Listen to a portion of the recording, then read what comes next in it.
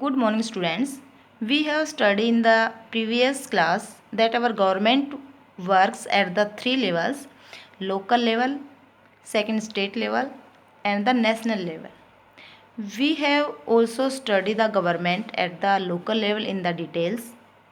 In this chapter, we shall study about the state government in detail.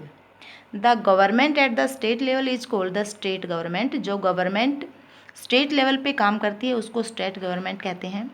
This government deals with the issues related to an entire state. The government at every level has three organs. First legislature, second executive and third is judiciary.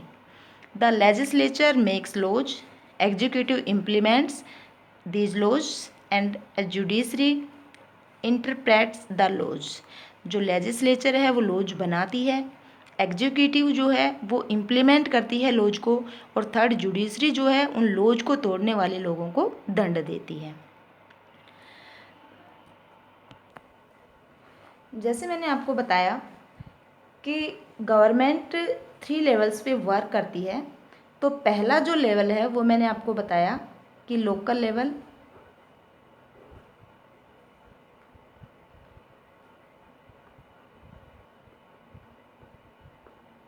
Local government. Second जो level है इसका वो है state government.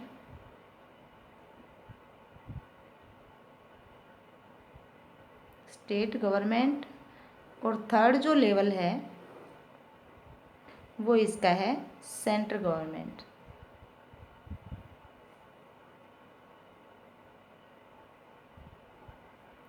जो local government है इसमें पंचायती राज आता है, ये रूरल एरियाज़ में काम करती है.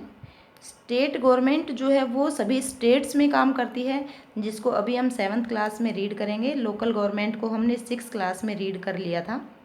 और जो सेंट्रल गवर्नमेंट है इसको हम 8th क्लास में स्टडी करेंगे. अभी हम बात करेंगे स्टेट गवर्नमेंट की. तो मैंने बताया कि जो स्टेट गवर्नमेंट है उसके थ्री ऑर्गेन्स होते हैं. जो गवर्नमेंट है उसके थ्री ऑर्गेन्स होते हैं. तो फर्स्ट जो ऑर्गेन है वो है लेजिस्लेचर. जो सेकंड है वो है एग्जीक्यूटिव. और जो थर्ड है वो है जुडिशरी.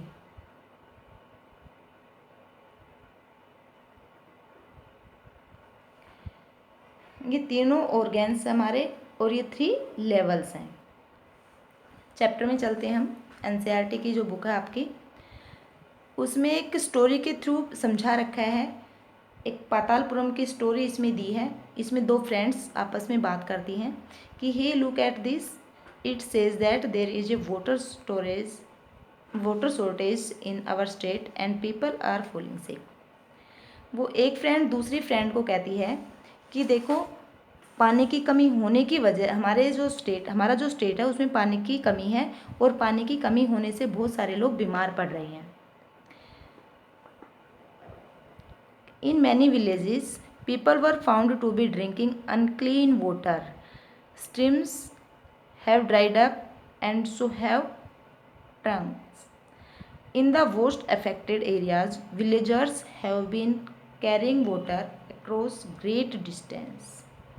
वो कहते हैं कि गांव के जो लोग हैं, बहुत सारे गांव के लोग अनक्लीन वाटर ड्रिंक करते हैं, अनक्लीन पानी पीते हैं, साफ पानी नहीं पीते हैं. जो झरने हैं और जो टैंक्स हैं वो भी सूख गए हैं. बहुत सारे एरियाज इससे अफेक्ट हैं. गांव के जो लोग हैं वो पानी के लिए तरसते हैं, या दूर से पानी उनको लाना पड़ता है, ग्रेट डिस्टेंस से उनको पानी लाना पड़ता है. People at the district HQ Patalpuram. Head HQ का मतलब इसमें दे रखा है headquarter. Receive water supply once in 3 days. जो डिस्ट्रिक्ट हेडक्वार्टर है पातालपुरम में, वो कहते हैं कि वहाँ पे 3 दिन में एक बार पानी की सप्लाई आती है. The district hospital here overflowing with patient, a large number of whom are children with acute diarrhea। और वहाँ का जो डिस्ट्रिक्ट हॉस्पिटल है वो बहुत सारे मरीजों से, बहुत सारे पेशेंट से भरा हुआ है। लार्ज नंबर ऑफ कहते हैं कि बहुत सारे बच्चे वहाँ पे डायरिया से पीड़ित हैं। डायरिया होता है हैजा, बहुत सारे बच्चे वहाँ डायरिया से या हैजा से पीड़ित हैं। कहते कि on the TV news they said 10 people have died from the diarrhoea. TV news के अकॉर्डिंग वहाँ हैजे से लगभग 10 लोग मर गए हैं। It is that the possible, can one really die from it. क्या डायरिया से वास्तव में लोग मर रहे हैं या मर सकता है, वास्तव में ही लोग मर जाते हैं डायरिया से। Who knows just hope I don't get it. वो कहते हैं कि क्या पता बस मुझे ये बीमारी ना हो। कौन सी बीमारी? हैजा, जो डायरिया है वो मुझे ना हो। आपस में ये दोनों फ्रेंड्स बात करती हैं। आफ्टरनून में क्या होता है कि my mother said not to have any iced drinks from the market. She gave one of her lectures this morning. You have to be responsible for your health, सिरेन। एक फ्रेंड कहते हैं कि मेरी माँ ने आज सुबह सुबह ही एक लंबा सा लेक्चर मुझे दिया था और उन्होंने कहा था कि जाते टाइम कोई भी आइस ड्रिंक आपको नहीं पीनी है मार्केट से लेके, मतलब कोई ठंडी चीज़ आपको नहीं पीनी है मार्केट से। और उन्होंने कहा कि तुम अपनी हेल्थ के लिए खुद ही रिस्पॉन्सिबल हो, सिरेन। सिरेन इन दोनों दोस्तों में से किसी एक का नाम। और उन्होंने कहा हाँ हाँ, सिरेन ने कहा हाँ हाँ। अचानक से सडनली क्या होता है, स्टॉप, किसी ने उनको रोक लिया है। This road is blocked due to the rally, they have gherao the MLA's residence. किसी ने कहा कि रोड को ब्लॉक कर दिया गया है, रैली चल रही है इसलिए रोड को ब्लॉक कर दिया गया है। और MLA का जो रेजिडेंस है उसको घेराव कर लिया है, उसको किसी ने घेर लिया है। Really, why has he done something. वो कहते हैं कि सचमुच, लेकिन क्यों, उन्होंने कुछ कर दिया क्या? हाँ हाँ, they seem more angry about what he hasn't done. उन्होंने कहा कि ये लोग बहुत एंग्री हैं, बहुत गुस्साए हुए लोग हैं, क्योंकि जो उन्होंने कहा था वो नहीं किया। ये MLA की बात है कि जो MLA ने कहा था वो काम उन्होंने नहीं किया, इसलिए लोग बहुत ही एंग्री हैं, बहुत ही गुस्साए हुए हैं। And we demand that the authorities take immediate action to bring the people health situation under control. Our MLA must take the responsibility for this। वो कहते हैं, वो लोग जो हैं वो डिमांड कर रहे हैं कि MLA को तुरंत ही एक्शन लेना चाहिए पब्लिक हेल्थ सिचुएशन के लिए, कि वो पब्लिक हेल्थ सिचुएशन को कंट्रोल करें। और इसके लिए जो MLA है हमारा, वही इन सभी चीज़ों के लिए रिस्पॉन्सिबल है। जो डायरिया हो रहा है या पानी की जो कमी है, उन सभी चीज़ों के लिए लोगों ने, जो MLA था वहाँ का, उन्हीं को ही रिस्पॉन्सिबल बताया है। What A loud voice he has, he must be a leader और समथिंग। आपस में दोनों फ्रेंड्स बात करती हैं कि कितनी लाउड वॉइस है, इसकी कितनी ज़ोर की आवाज़ है, ये पक्का कोई लीडर ही होगा। से ऐसी वो आवाज़ करती हैं। आई सा हिम ऑन TV 2। वो कहते कि मैंने TV में देखा है। He is a member of the opposition, कि वो किसी अपोजिशन पार्टी का मेंबर है। इस तरह से जो पातालपुरम है उसकी ये स्टोरी है। और पातालपुरम स्टोरी से हमें क्या पता चलता है वो आगे दे रखा है। आगे, who is an MLA, MLA कौन है। और ये जितने भी यहाँ पे क्वेश्चंस लिखे हैं इनके आंसर आपको ये स्टोरी पढ़ के और ये पढ़ के आपको पता चल जाएगा। What is happening in the Patalpuram, कि जो पातालपुरम था उसमें क्या क्या हैपनिंग हुई थी, क्या क्या घटनाएं घटी थी। Why is this problem serious, क्या प्रॉब्लम वहाँ पे सीरियस प्रॉब्लम थी। What action do you think can be taken in the above situation and who do you think should take this action, discuss. तो कहते हैं कि हु इज MLA, MLA कौन है। इन द अबव सेक्शन मतलब ये ऊपर वाला section, you have read about some events in the Patalpuram. आपने कुछ पातालपुरम की कुछ इवेंट्स यहाँ पे पढ़ी हैं। You may be familiar with some official names such as collector, medical officer etcetera. इसमें आपने कलेक्टर या फिर मेडिकल ऑफिसर को जान लिया होगा, उनके नाम आपने सुने होंगे। But have you heard to an MLA and the legislative assembly. लेकिन आपने MLA और लेजिस्लेटिव असेंबली के बारे में भी सुना होगा। Do you know the MLA of your area. क्या तुम्हें पता है कि आपके एरिया का MLA कौन है। Can you identify which party she और ही बिलोंग्स टू। क्या आप आइडेंटिफाई कर सकते हो कि वो कौन सी पार्टी से बिलोंग करते हैं, ही और सी कौन सी पार्टी से बिलोंग करते हैं। तो member of the legislative assembly means MLAs are the elected by the people. जो MLAs है, MLA की फुल फॉर्म क्या होती है, member of legislative assembly. Member of legislative assembly, MLA की फुल फॉर्म है कि members of the legislative assembly are the elected by the people. मतलब MLA जो हैं वो लोगों के द्वारा इलेक्ट किए जाते हैं। They can become the members of the legislative assembly and also the form the government.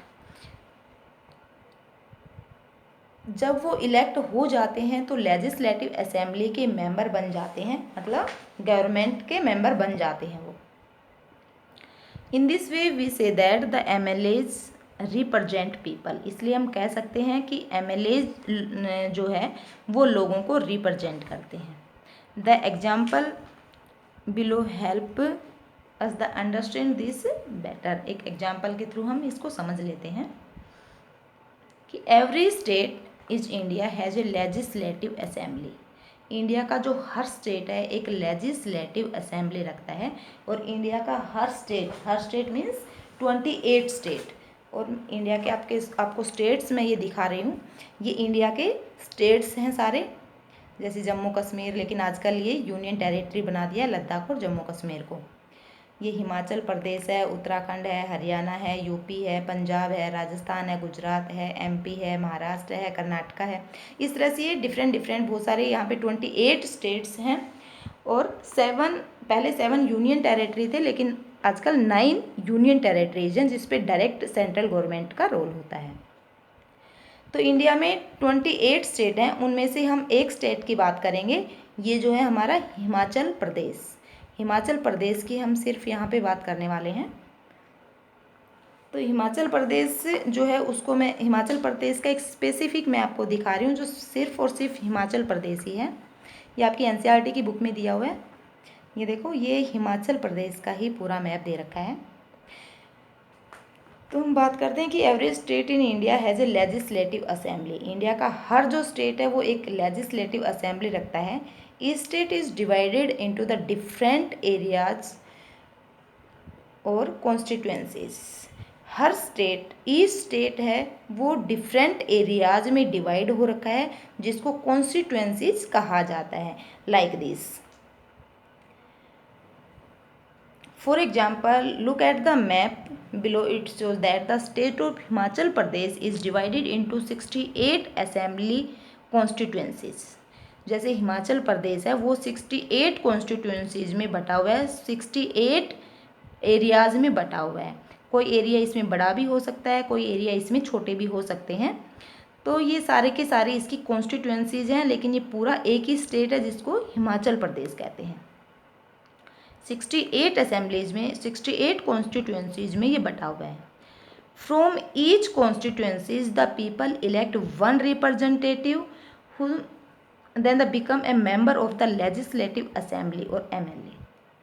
हर जो कॉन्स्टिट्यूएंसी है उसे एक पीपल को इलेक्ट किया जाता है, वन रिप्रेजेंटेटिव आता है हर एक कॉन्स्टिट्यूएंसी से जो लेजिस्लेटिव असेंबली का मेंबर बनता है। You would have noticed that the people stand for the elections in the name of the different parties. लोग आपने नोटिस किया होगा कि जो लोग खड़े होते हैं इलेक्शन में वो हर एक डिफरेंट पार्टीज से होते हैं। These MLAs therefore belong to the different political parties. ये जो MLAs होते हैं ये डिफरेंट पॉलिटिकल पार्टीज़ के लोग होते हैं। How do people who are MLAs become ministers or the chief minister? ये जो MLAs होते हैं ये कैसे मिनिस्टर्स और चीफ मिनिस्टर्स बन जाते हैं? A political party whose MLAs have won more than half of the number of the constituencies in a state can be said to be a majority। कि एक पॉलिटिकल जो पार्टी है उसमें जो MLAs होते हैं उसको आधे से अधिक कॉन्स्टिट्यूंसीज में, जैसे इसकी 68 कॉन्स्टिट्यूंसीज हैं तो इसकी हाफ हो गई 34, और 34 से भी ज़्यादा मतलब more than half number of the constituencies, मतलब हाफ से भी ज़्यादा कॉन्स्टिट्यूंसीज से वो जब वो जीत जाएगा मेंबर तो जाके उनकी गवर्नमेंट बनती है। सेड बिकम ए मेजोरिटी, क्योंकि उनकी अगर वो 34 से ज़्यादा मेंबर्स उसके जीत जाते हैं तब जाके उनकी मेजोरिटी में वो आते हैं और उनकी गवर्नमेंट बन जाती है। The political party that has the majority is called the ruling party. जो मेजोरिटी जो पार्टी होगी वही रूलिंग पार्टी बनेगी। जो मेजोरिटी मतलब एक माइनॉरिटी होता है, एक मेजोरिटी होता है। मेजोरिटी का मतलब होता है जो संख्या में ज़्यादा होते हैं, और जो माइनॉरिटी होता है वो होता है संख्या में जो कम होते हैं। तो जो मेजोरिटी पार्टी के होंगे जिन्होंने ज़्यादा जो मेंबर्स हैं वो एक ही पार्टी के ज़्यादा लोग जो जीते होंगे वही रूलिंग पार्टी, वही अपनी पार्टी बनाएंगे। And all members are called the opposition, और उसके अगेंस्ट जितने जो मेंबर बच गए जिनके रूलिंग पार्टी नहीं थी वो उसके अपोजिशन पार्टी के लीडर बने। For example the legislative assembly of the state Himachal Pradesh has 68 MLA constituencies.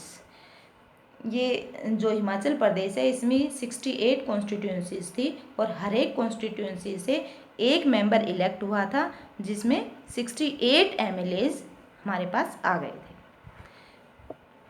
एक छोटी सी टेबल इसमें दी है। ये जो असेंबली है उसमें 2001 के रिजल्ट इसमें दिखा रखे हैं कि पॉलिटिकल पार्टीज़ यहाँ पे लिखी हैं, यहाँ पे number of the MLAs elected लिखे हैं कि जो इंडियन नेशनल कांग्रेस INC ये एक पॉलिटिकल पार्टी है, ये भी एक पॉलिटिकल पार्टी है। तो इस जो पार्टी है इसको 43 सीटें मिली थी, मतलब इनको चाहिए थी 34 से ज़्यादा, और इनको मिली हैं 43, मतलब ये मेजॉरिटी पार्टी है। भारतीय जनता पार्टी मतलब बीजेपी की फुल फॉर्म होती है भारतीय जनता पार्टी। उसके नंबर ऑफ MLAs कितने इलेक्ट हुए थे? 16। और अदर पॉलिटिकल जो पार्टीज़ थी उनको सिर्फ 3 सीटें मिली थी, मतलब 3 ही सीटों पे जीत पाए थे। और independent who do not belong to any party, independent candidate उनको कहा जाता है जो किसी भी पार्टी से बिलोंग नहीं रखते हैं, जो खुद ही अपने आप ही वोट लड़ते हैं, किसी भी पार्टी से संबंध नहीं रखते हैं। इनको निर्दलीय पार्टी का लीडर भी कहा जाता है। तो इंडिपेंडेंट्स जो थे उनको 6 सीट्स मिली थी, और इस तरह से ये टोटल इनका आता है 68। 43, 16, 3 और 6 इन सबको मिला के आता है 68। ये हिमाचल प्रदेश में 68 कॉन्स्टिट्यूंसीज थी, जिस हर कॉन्स्टिट्यूंसी से 1 लीडर इलेक्ट हुआ, 1 मेंबर इलेक्ट हुआ, जिसमें टोटल ये 68 मेंबर्स MLAs हमारे पास आ गए। The candidate from the various political parties won 2003 assembly elections and become MLAs। जो 2003 जो था उसमें जो लोग जीते थे, जो पॉलिटिकल पार्टी जीती थी, उन्हीं MLAs ने इलेक्शन लड़े और वही MLA बन गए। Since the total number of MLAs in the legislative assembly is 68, total number of the MLAs कितने थे लेजिस्लेटिव असेंबली में? 68। A political party would have needed to have more than 34 MLAs in order to gain a majority. उनको जीतने के लिए 34 plus MLAs चाहिए थे, और वो मेजोरिटी में अगर आ गए तो वो अपनी रूलिंग पार्टी बनाएंगे। The Indian national Congress with 43 MLAs, लेकिन इंडियन नेशनल कांग्रेस थी उसको 43 सीटें मिली थी, 43 MLAs उनके मेजोरिटी के थे। बिकम द रूलिंग पार्टी, इसलिए उन्होंने अपनी रूलिंग पार्टी बना ली थी। All other MLAs become the opposition, और उसके अलावा जितने बच गए वो सारे उसके अपोजिशन पार्टी के थे, जैसे BJP के थे और दूसरी पॉलिटिकल पार्टीज़ के थे, कुछ इंडिपेंडेंट्स भी थे, वो सारे इसके अपोजिशन के थे। लेकिन सबसे बड़ा अपोजिशन भारतीय जनता पार्टी मतलब BJP का था, क्योंकि उनको 16 सीटें यहाँ पे मिली थी। इन this case the Bharatiya Janata Party was the major opposition party. Bharatiya Janata party जो मेजर थी, क्योंकि इन सबसे ज़्यादा उन्हीं की सीट थी बाकी बची हुई से, इसलिए वो सबसे बड़ी ओपोजिशन पार्टी बन गई थी। Since it had a largest number of the MLAs after the Indian national Congress, क्योंकि इंडियन नेशनल कांग्रेस के बाद भारतीय जनता पार्टी जो थी उसी की ही सबसे ज़्यादा सीटें थी। Among the opposition were other parties, including those who had been elected an independent candidate. Independent candidate मतलब अभी मैंने बताया जिनकी खुद की कोई भी पार्टी नहीं, जो खुद ही वोट लड़ते हैं, किसी भी पार्टी से बिलोंग नहीं करते हैं, जिनको निर्दलीय कैंडिडेट भी कहा जाता है, वही इंडिपेंडेंट कैंडिडेट होते हैं। मतलब ये सारे इंडिपेंडेंट भी, अदर पॉलिटिकल पार्टीज़ के लीडर्स भी और भारतीय जनता पार्टी के सारे इंडियन नेशनल कांग्रेस के अपोजिशन बन गए थे। After the elections the MLAs belonging to the ruling party will elect their leader who will become the chief minister. Election के बाद जो MLAs थे जो रूलिंग पार्टी से बिलोंग करते थे वो इलेक्ट हुए, मतलब लीडर बने, और उन्हीं में से एक चीफ मिनिस्टर बना। In this case the Congress party MLAs choose the Shri Virbhadra Singh as their leader. ये 2003 की बातें हैं कि इसी केस में जो कांग्रेस पार्टी थी उन्होंने श्री जो वीरभद्रा सिंह थे उन्हीं को ही एक leader and become the chief minister. वो भी एक लीडर ही थे लेकिन उनको उन्होंने चीफ मिनिस्टर बना दिया। The chief minister then select the other people as the minister, और चीफ मिनिस्टर ने ही दूसरे पीपल्स में से ही, मतलब जो MLAs थे उनको मिनिस्टर सेलेक्ट किया। After the election it is a governor of the state who appoints the chief minister and the other ministers. और इलेक्शन के बाद जो गवर्नमेंट ऑफ द स्टेट, जो स्टेट का जो गवर्नमेंट था वो और चीफ मिनिस्टर दोनों ने मिलके जो दूसरे मिनिस्टर्स थे उनको सिलेक्ट किया, उनको अपॉइंट किया। The chief minister and other ministers have the responsibility of ruling of the running various government departments और मिनिस्ट्रीज। द चीफ मिनिस्टर और जो दूसरे मिनिस्टर्स थे ये उन्हीं की रिस्पॉन्सिबिलिटी थी कि वो गवर्नमेंट को चलाएं, या गवर्नमेंट के जो डिपार्टमेंट्स थे या दूसरी जो मिनिस्ट्रिंग डिपार्टमेंट थे, मुख्यालय जो थे, उनको वो रनिंग करें, उनको वो चलाएं। दे हैव सेपरेट ऑफिसेज, सबके सेपरेट ऑफिसेज हैं। Legislative assembly is a place where all the MLAs were from the ruling party or from the opposition met to discuss the various things। जो legislative assembly है वो एक ऐसा place है जहाँ पे सभी MLAs मिलते हैं रूलिंग पार्टी के और अपोजिशन पार्टी के, और वहाँ पे बहुत सारी थिंग्स हैं जिनके ऊपर डिस्कस किया जाता है। हंस some MLAs have dual responsibility, one as an MLA and the other as a minister। और जो MLA जो है उसकी ड्यूल रिस्पॉन्सिबिलिटी हो जाती है, उसकी दो रिस्पॉन्सिबिलिटी हो जाती हैं, एक तो MLA की और दूसरी मिनिस्टर्स की। एक तो मिनिस्टर बन गया तो मिनिस्टर की रिस्पॉन्सिबिलिटी उठाएगा, दूसरे वो MLA भी था तो वो MLA की भी रिस्पॉन्सिबिलिटी उठाएगा। You will read about this future, इसको हम आगे पढ़ेंगे।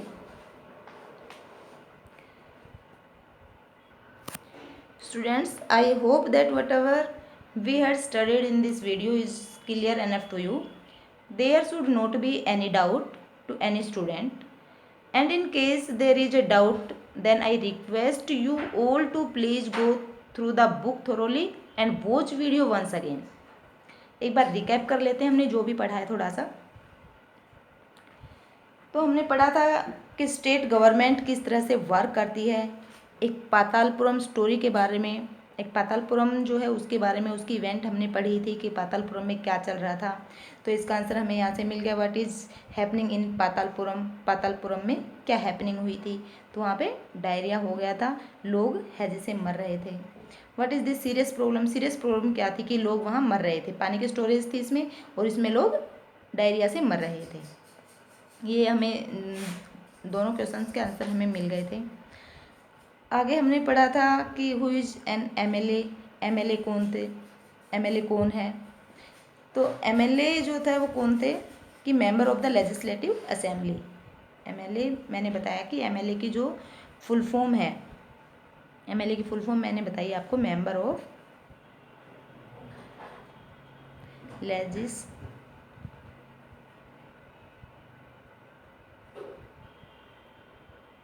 लेजिस्लेटिव असेंबली,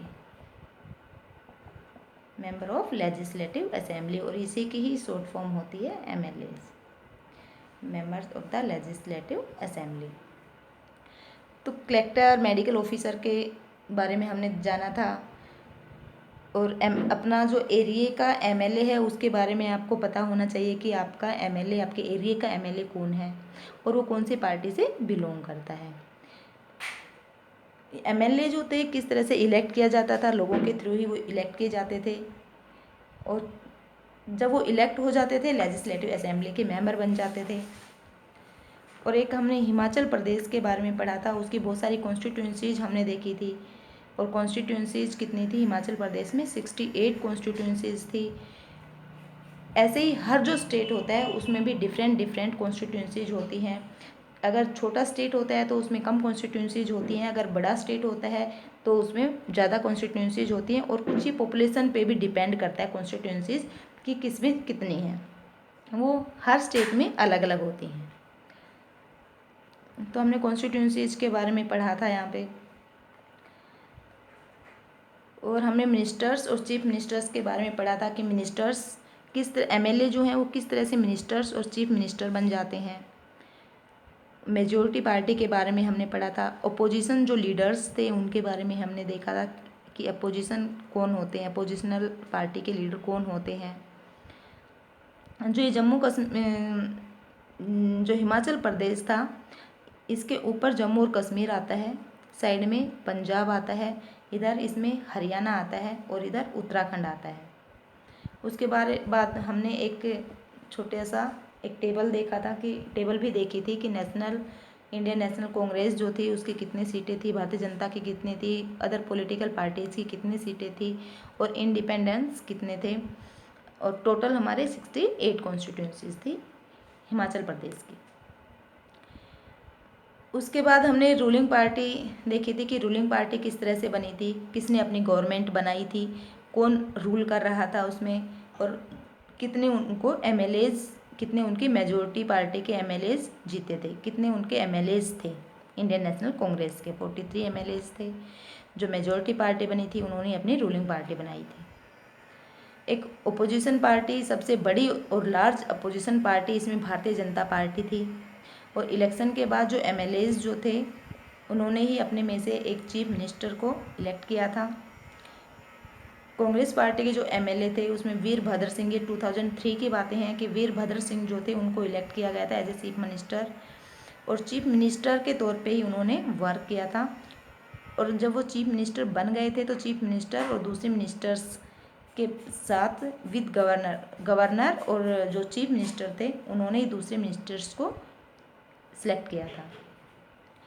फिर चीफ मिनिस्टर और मिनिस्टर्स की ड्यूल रिस्पॉन्सिबिलिटीज़ इसमें बताई थी, और एक ड्यूल रिस्पॉन्सिबिलिटी एमएलए की और मिनिस्टर की भी इसमें बताई थी, क्योंकि जो एमएलए थे उन्हीं में से ही कुछ एमएलएज मिनिस्टर्स बन जाते थे।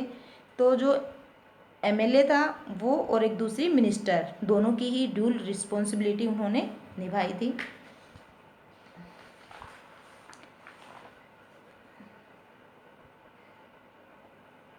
इसी तरह से यहाँ भी हमने पढ़ा था, discuss the following term with the teacher, public meeting, state in India, constituency, majority, ruling party and opposition. ये सारी जो टर्म्स थी, मैं ये सारी की सारी जो टर्म्स हैं ये सारी मैं आपको कीवर्ड्स में लिखवा दूंगी। Can you explain the following terms, the majority, ruling party, opposition with the reference to your state? ये सारी चीज़ें मैं आपको, जैसे मेजोरिटी है, रूलिंग पार्टी है, अपोजिशन, ये भी मैं सारे आपको फिर नोटबुक में PDF में दे दूँगी। PDF में से आप फिर नोटबुक में आप इसमें राइट डाउन कर सकते हैं। Thank you.